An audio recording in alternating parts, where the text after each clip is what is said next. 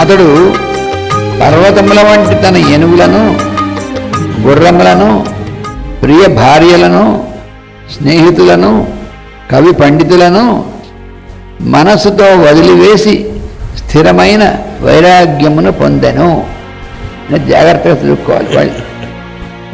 వాడిని వదిలేసి అంటే అర్థం వీళ్ళందరూ ఇప్పటిదాకా పనికొచ్చిన వాళ్ళకి వీళ్ళు పనికిరారు అని చెప్పేసి వాళ్ళని లేసి దూరంగా వెళ్ళిపోవడం కాదు. మనస్సుతో వదిలేసి అంటే మనస్సులో వారి యందు ఉన్నటువంటి భావన, ఈమెన భార్య, ఈయన భర్త అనేటువంటి భావన ఉందే, ఆ భావన వల్ల కూడా మనకి సంఘం అనేటువంటిది కలిగేది.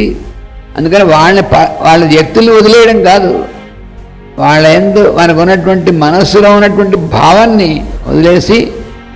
ఎందుకు వదిలేయాలంటే అందులో ఉన్నటువంటి అంతర్యామి మాత్రమే మనకు గుర్తుండేట్టుగా, వారి యందు ఉన్నటువంటి అంతర్యామినే చూస్తూ ఉంటే అప్పుడు వాళ్ళ యందు ఉన్నటువంటి భావన, చుట్టాలు, వీళ్ళు కావాల్సిన వాళ్ళు, వీళ్ళు కాని వాళ్ళు, ఇలాంటివన్నీ భావనలు. ఈ భావనలన్నీ దీంట్లో ఏమవుతుంది, దీనివల్ల కామక్రోధాదులన్నీ ఎక్కువైపోతాయి.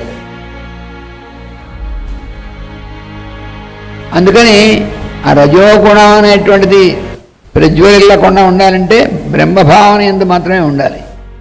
అంటే వ్యక్తులను వదిలేసి వెళ్ళిపోక్కర్లేదు, వాళ్ళ ఎందు మన బాధ్యతను వదిలేసి వెళ్ళిపోక్కర్లేదు, కానీ వాళ్ళ ఎందు ఉన్నటువంటి అంతర్యామిని చూస్తూ వాళ్ళ ఎందు ఉన్నటువంటి ఈ మిగతా సంబంధాలు ఉన్నాయే అవి ఈ సంబంధాలు నిజమైనటువంటివి కావు. పాప మునిగిపోయింది అలా అంటారు ఏమిటండి? మనకి ఇది గుర్తుపెట్టుకోవాలి. ఎప్పటి నుంచి మనం ఎప్పటిదాకా అంటే శరీరం ఉందాకా, లేకపోతే ఇప్పుడు మనం చూస్తున్నాం విడాకులు తీసుకునే దాకా.